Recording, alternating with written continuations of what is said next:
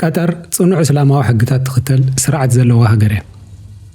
ابزي قرب اوان بقطر ابستدالو وانچ عالم ካብ ካልኦት ሃገራት ዝመጹ አጋይሻ ካብ ባህላ ዝወጽእ ነገራት ከይገብሩ ዝኽልክል ሕጊ ምሰውጸት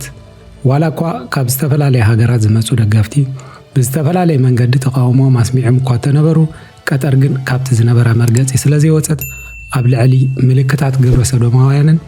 አልኮላዊ መስተታትን ጽኑዕ ቁጥጥር ትገብራላ ፊፋ ነቲ ኣብቲ ከባቢ ስታዲማት አልኮላዊ መስተ ከይሽየጥ ዝኽልክል ሕጊ ቀጠር ከም ተቀበሉን ካብቲ ዝተፈቅደሉ ቦታ ወጻኢ አልኮላዊ መስተ ሒዙ ዝተረኸበ ሰብ ካብ 700 ዩሮ ክሳብ 6 ወርሒ ማእሰርቲ ከም ዝቕጻዕ መንግስቲ ቀጠር አፍሊጡ ስለዚ ነቲ ከይትገብርዎ ዝተባሃሉ ነገራት ምግባር ዝሕጉሶም ሰባት ብዘገርም ሜላ ተጠቂሞም አልኮላዊ መስተ ሒዞም ናብ ስታዲማት ካኣቱ ከለዉ ዝተታሓዙ ሰባትን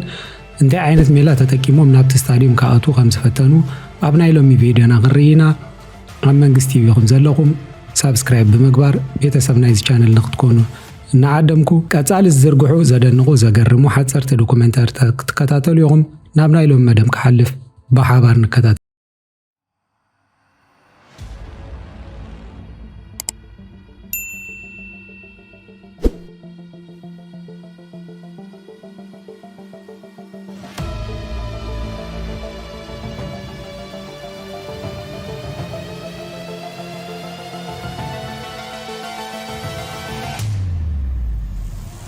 መቼም ሓደ ሰብ እዚ ክሰቲ እንተሪኢኹሞ ኮካኮላ እምበር አልኮላዊ መስተ ኢልኩም ከምዘ ይጠራጠሩ ርግፀኛ ኣብዚ ቀረባ እዋን ኣብ ስታዲማት ቀጠር ዝርከቡ ደገፍቲ አልኮላዊ መስተ ዝተኸልከለሉ ስታዲማት ቀጠር ኣብ ናይ ኮካኮላ መትሓዚ አልኮላዊ መስተ ሒዞም ካኣቱን ከለዉ በቶም ናይ ንስር ዓይኒ ዘለዎም ተቆጻጸርቲ ኣብ ትሕቲ ቀይዲ ኣትዮም እቶም ተቆጻጸርቲ ብኸመይ ከም ዝጠርጠሩን ከመይ ከም ዝረኸብዎም ንብዙሓት ሚስጥር እኳ እንተኾነ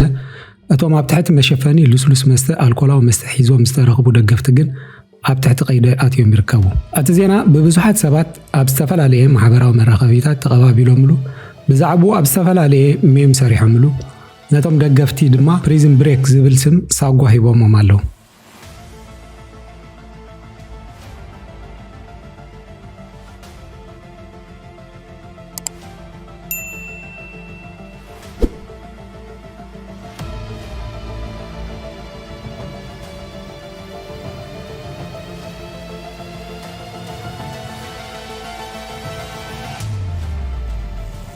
እቶም ካብ ዝተፈላለዩ ሃገራት ዝመጹ ደገፍቲ ናብቲ ስታዲየም ካኣቱ ከለዉ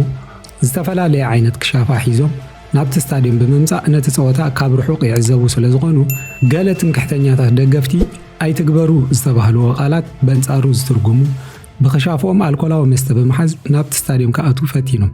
ብተቆጻጸርቲ ድማ ተታሒዞም እቶም ተቆጻጸርቲ ስታዲየም ነቲ አልኮላዊ መስተ ከም ዘለዎን ዝጠርጠርዎ ክሻፋ አልኮላዊ መስተ ክህልዎ ኢሉ ዝጠርጠረ ሰብ ኣይነበረን ነቲ ክሻፋ ኣጸቢቖም ምስ መርመርዎ ብሰንኪ ክብደት ናይቲ ክሻፋን ጥርጣሮኦም እናወሰኸ ምስ ከደ እቲ ክሻፋ አልኮላዊ መስተ ከም ዝሓዘ ቀልጢፎም ተረዲዮም እዚ ሜላ ዝጥቀም ዝነበረ ሜክሲካዊ ደጋፋይ ኣብ ትሕቲ ቀይዲ ኣትዩ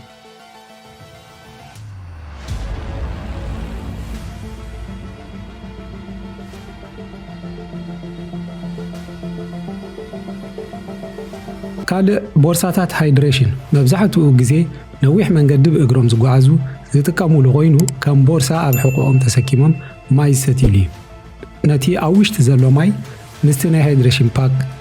ናብ ኣፎም ዘራኽብ ፕላስቲክ ቱቦ ብምትንካፍ ኩሉ እቲ ማይ ይሰትይዎ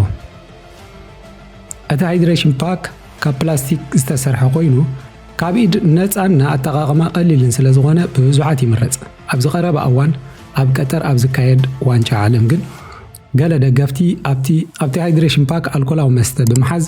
ናብ ስታዲየም ካኣቱ ኣብ ዝፈተኑሉ እዋን ብተቆጻጸርቲ ተታሒዞም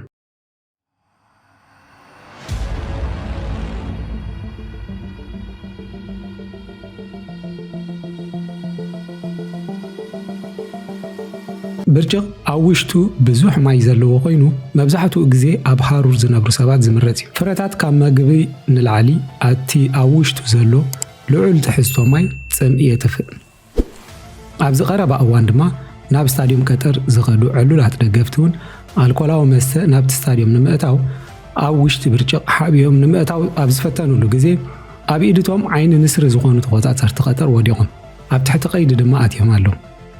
ኣብዘን ሒደት መዓልታት ደገፍቲ ነዝን ካልእ ሜላታት ተጠቂሞም ናብቲ ስታድዮም ከኣቱ ፈቲኖም ነይሮም። መንግስቲ ቀጠር ነዚ ምስ ተዓዘበ ንሓደ ሰዓት ካብ ኣልኮላዊ መስተ እንተተቆጢብኩም እንታይ ትኾኑ ክብል ሕቱ ኣቕሪቡሎ። ናይ ሎማዓንቲ ቪድዮና በዚ ወዲእና ኣለና። ብኻልእ ቪድዮ ክሳብ ንራኸብ ሰሰናይ ናኹም።